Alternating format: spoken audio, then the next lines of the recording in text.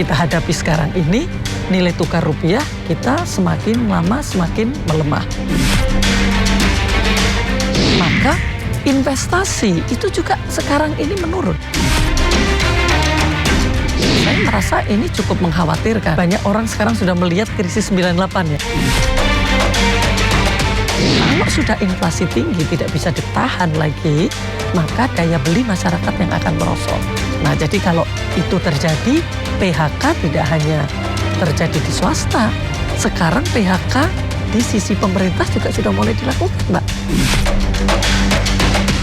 Dalam kondisi seperti ini akan sulit. Kepala rumah tangga atau keluarga ini akan mendapatkan pendapatan tambahan, itu juga sulit. Kita sangat khawatir nanti bukan hanya masalah ekonomi, tetapi ada instabilitas sosial. Menuju 15.000, kapan? Oh, saya tanya Ibu bertanya lagi kepada Bapak. Bertanya kepada Pak Purbaya.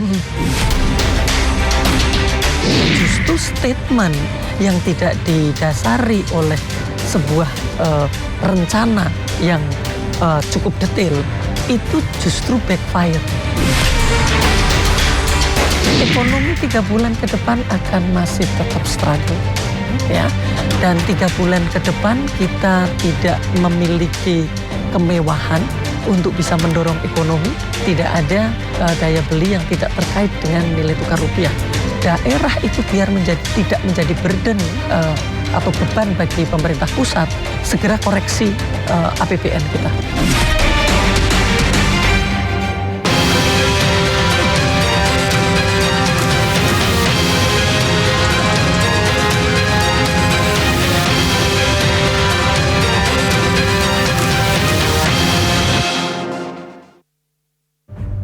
Pemirsa, nilai tukar rupiah kembali menjadi sorotan dalam beberapa waktu terakhir. Rupiah terus mengalami tekanan terhadap dolar Amerika Serikat. Pertanyaannya, seberapa serius kondisi ini? Apakah pelemahan rupiah hanya persoalan angka di layar perdagangan atau justru ancaman nyata bagi ekonomi rumah tangga Indonesia? Dan siapa sebenarnya yang paling terdampak? Saya Priska Papilaya, inilah One on One malam ini.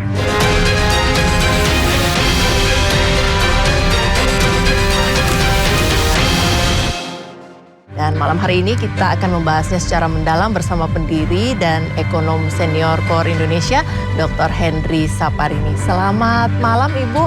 Selamat malam, Mbak Priska. Ya, kalau Ibu melihat secara komprehensif begitu, ekonomi Indonesia saat ini bergeraknya ke arah mana dan bagaimana sebenarnya? Ya, jadi sebenarnya kalau kita bicara tentang ekonomi Indonesia, Mbak Priska, pada tahun 2024 itu pergantian kepemimpinan, kita berharap ini kesempatan kita untuk bisa tumbuh lebih tinggi. Tetapi pada saat itu kan tiba-tiba Presiden Prabowo melakukan koreksi kebijakan yang luar biasa. Ya, melalui seluruh sumber daya ekonomi itu dilakukan koreksi. Mungkin yang publik sudah tahu itu tentang efisiensi, pengurangan anggaran ke daerah gitu ya. Kemudian yang kedua itu adalah melakukan koreksi terhadap tatanan BUMN dengan mendirikan Danantara.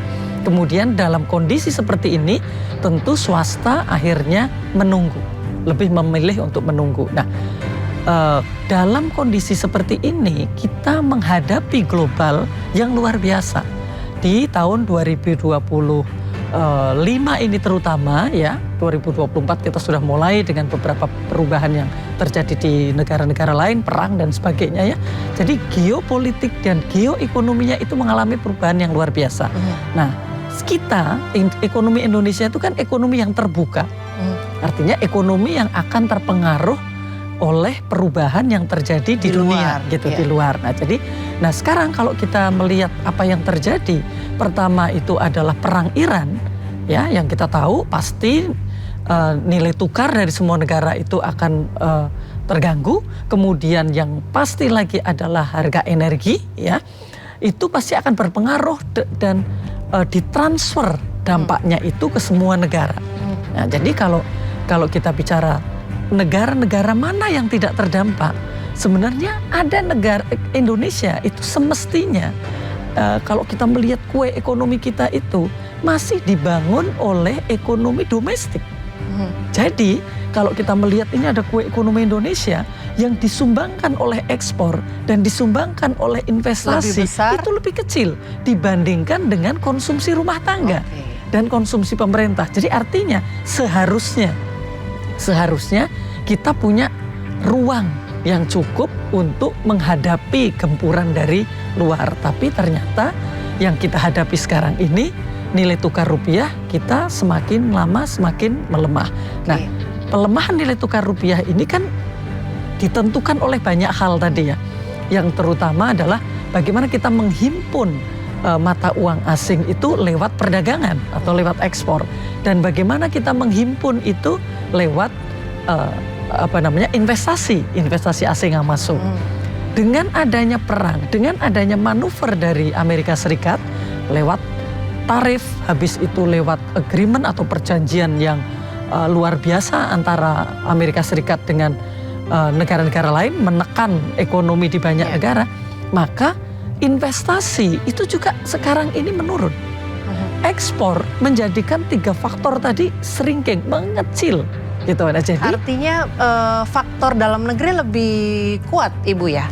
Nah, akhirnya yang semestinya faktor dalam negeri itu kita bisa manfaatkan tadi karena sumbernya adalah dalam negeri terpengaruh oleh hal tadi. Nah, jadi kalau kita melihat tidak hanya dari sisi ekspor saja, tidak hanya dari kebutuhan untuk impor saja, tetapi Mbak Priska, Indonesia ini investasi asing kita itu kan cukup banyak. Dan masyarakat juga harus tahu bahwa semua yang melakukan bisnis di Indonesia, mereka ada laba, ada dividen yang harus dikembalikan ke negaranya. Nah, itu juga memerlukan valuta asing yang cukup besar. Nah, jadi pasokannya berkurang, sementara kebutuhannya tetap besar. Nah, itu yang kita hadapi. Nah, di tengah kondisi melemahnya nilai tukar rupiah terhadap dolar Amerika Serikat ini, apakah sudah perlu kita khawatir, baik masyarakat awam maupun pelaku usaha begitu, Bu? Atau masih bisa tenang-tenang begitu? Ya, jadi kalau kami ya yang mungkin setiap hari melihat bagaimana angka-angka pergerakan ekonomi gitu. Kalau saya merasa ini cukup mengkhawatirkan karena tadi tidak hanya faktor luar Mbak Priska, tetapi ada faktor domestik, yakni respon kebijakan yang itu juga dampaknya bisa sama besarnya dengan ekspor atau dengan impor atau dengan tidak masuknya investasi. Nah, apa itu? Kok menurut saya manajemen kebijakan dari pemerintah atau respon kebijakan dari ini. Jadi tetap kita memerlukan adanya kebijakan yang lebih tepat karena banyak orang sekarang sudah melihat krisis 98 ya. Ini kira-kira akan menuju seperti krisis 98 atau tidak? Kalau menurut Ibu sendiri? Nah, kalau krisis 98 Mbak, kita hanya Indonesia dan Thailand dan Korea yang menghadapi krisis, kita ingat waktu itu. Tetapi global, dunia, itu mereka ekonomi masih bergerak normal. Sehingga pada saat dolar Amerika Serikat terhadap Indonesia itu menguat, maka ekspor kita bisa didorong. Maka orang-orang di desa yang bekerja di perkebunan, yang bekerja di tambang, itu mereka ada windfall. Jadi atau ada keuntungan yang tiba-tiba sangat besar gitu. Karena memang permintaan global masih besar. Nah, sekarang dengan adanya perang yang sudah dimulai dari Rusia, Ukraina, kemudian juga dengan Iran, dan juga adanya manuver-manuver yang dilakukan oleh Trump, maka sekarang ekonomi yang tahun ini diperkirakan itu bisa tumbuh 3,3%, itu dipotong hanya 3,1%. Perdagangan dunia yang tadinya diprediksi akan tumbuh 1,8%, sekarang hanya 0,5%. Artinya apa? Bagi Indonesia ini cukup mengkhawatirkan kalau kita masih berharap mendulang nilai valuta asing tadi dari ekspor karena marketnya sedang turun. Jadi sebenarnya apa langkah tepat yang harus dilakukan oleh pemerintah, termasuk komunikasi terhadap masyarakat? Betul. Ibu ya? Apa yang harus dilakukan pemerintah ini? Mbak Priska benar sekali. Jadi sekarang yang penting adalah memanfaatkan ekonomi domestik, Mbak. Tadi di awal saya sudah sampaikan bahwa sebenarnya ekonomi Indonesia itu masih ekonomi tradisional yang domestik. Nah, tinggal sekarang respon dari pemerintah itu akan seperti apa? Akan sibuk dengan melihat apa yang terjadi di luar, dampaknya kepada kita, melupakan sebenarnya kita punya kesempatan yang cukup besar di dalam negeri. Misalnya, yang dikhawatirkan oleh market atau oleh investor itu adalah bagaimana pemerintah mengelola fiskal itu dengan tidak tepat, gitu ya. Kita sebenarnya tidak terlalu penting dengan itu, tapi apakah ada desain fiskal atau anggaran pemerintah yang memang didesain untuk menggerakkan ekonomi dalam negeri? Nah, yang dikoreksi dari MBG, ya, makan bergizi gratis, itu tidak sekedar kenapa anggarannya besar, tetapi kenapa anggaran yang besar yang didanai dengan cukup mahal tidak bisa memberikan multiplier effect, tidak bisa menggerakkan ekonomi di daerah-daerah. Sebenarnya pada di situ, Mbak. Tapi kalau dari kacamata ekonomi sendiri, Ibu, program MBG ini faktor-faktor baiknya apa, Bu? Iya. Jadi inilah kita kalau bicara ekonomi juga harus bicara juga politik ya. Jadi kalau kita melihat sistem politik di Indonesia, itu adalah sistem politik 5 tahunan. Walaupun Indonesia memiliki rencana pembangunan jangka panjang 20 tahun, tetapi presiden dipilih setiap 5 tahun.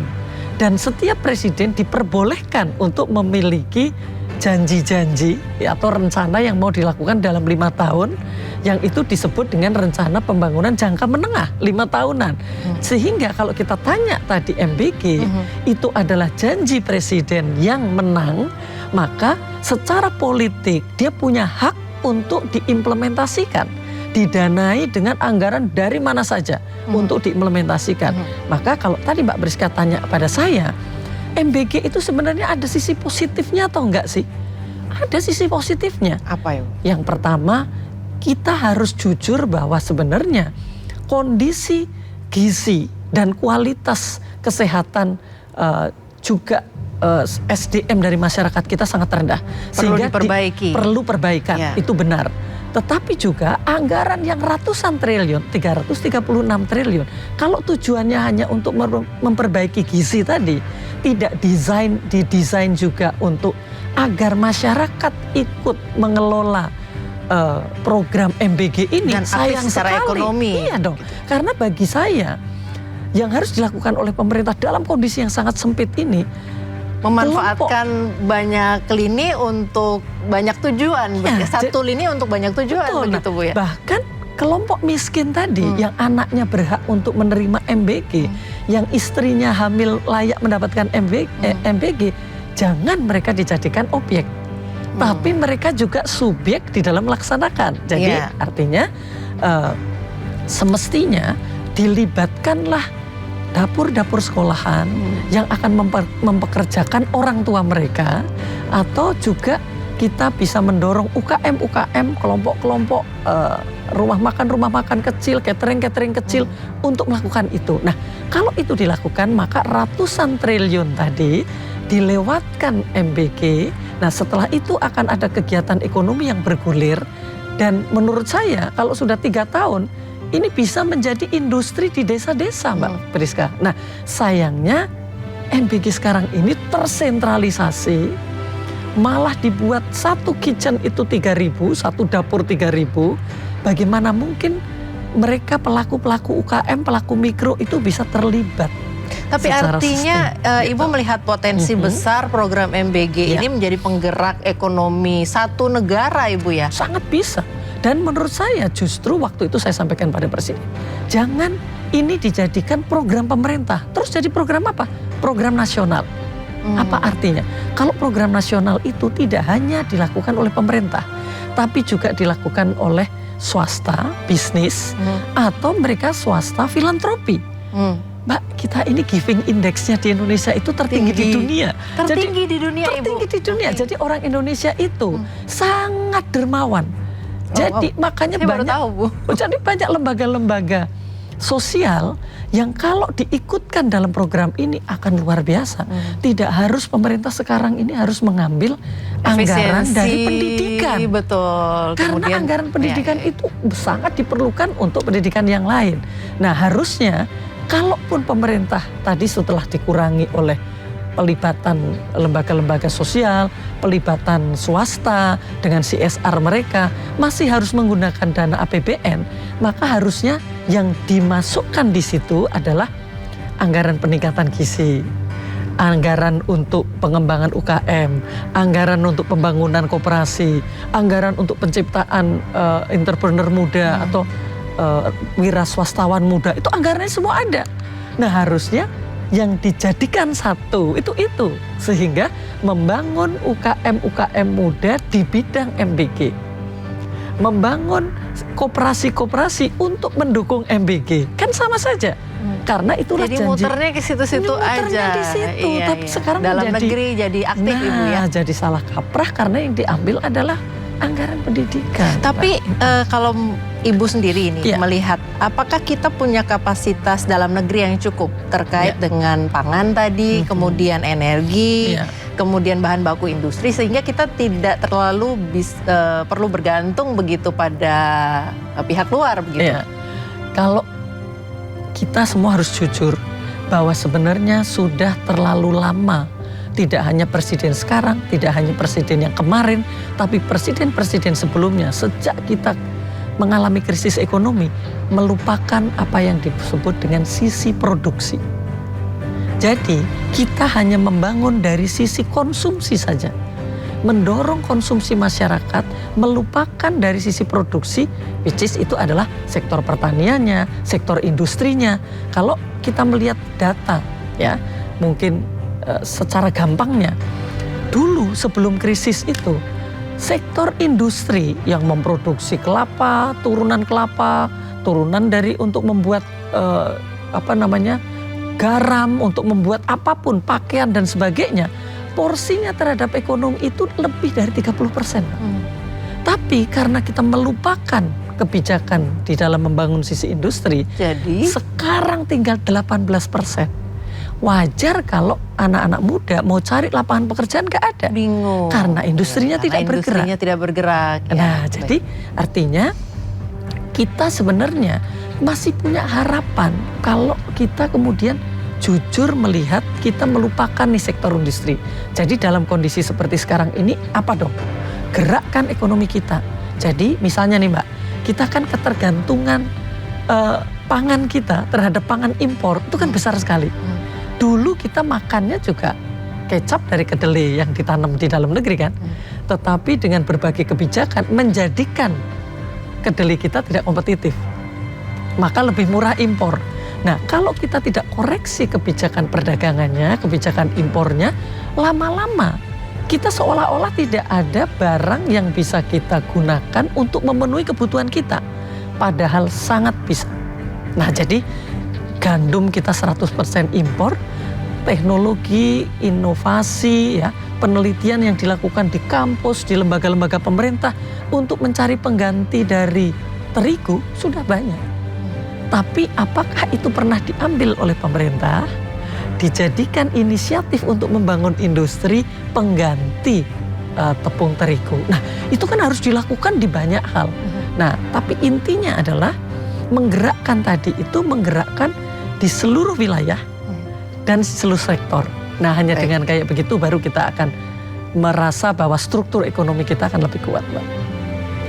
Baik, pelemahan rupiah pemirsa ternyata bukan hanya soal pasar uang, tapi dampaknya bisa langsung dirasakan oleh masyarakat. Setelah jeda kita akan bahas siapa yang paling terpukul ketika rupiah terus melemah. Tetap di One on One.